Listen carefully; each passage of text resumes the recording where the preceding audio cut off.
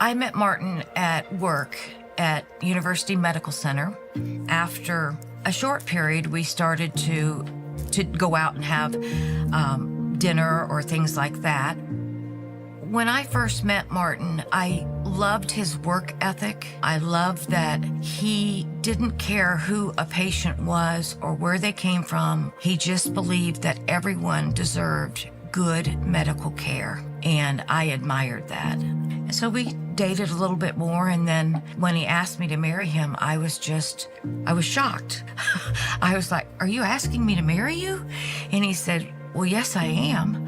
So we were married, and then we looked for a church, found a church that was close to our home that we liked, and that's where we began to take our children and worship together.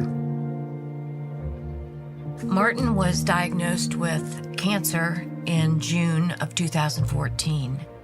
You know, when you get a diagnosis like that, your immediate thought is, Lord, we need a miracle.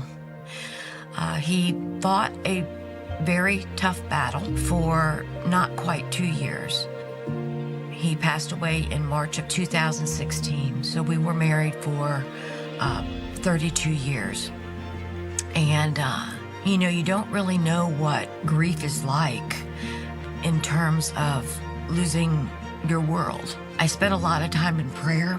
Sometimes it's easy to push grief over to the side to care for your children that are grieving. In my grief, I never really asked God why, but I needed to know how I was supposed to move forward. And I began to spend more time in prayer with the Lord. In reading His Word, I found great peace and great comfort. One of the other things that Jesus does for me is He reminds me regularly that I'm not alone. My children are there when I need help. My son-in-law is a firefighter and a builder, and little things that I need done, he comes and does for me. When he comes and does those things for me, he brings my grandson with him, and he's helping too. And the same goes for my siblings. I have 3 brothers, and they show up and they help.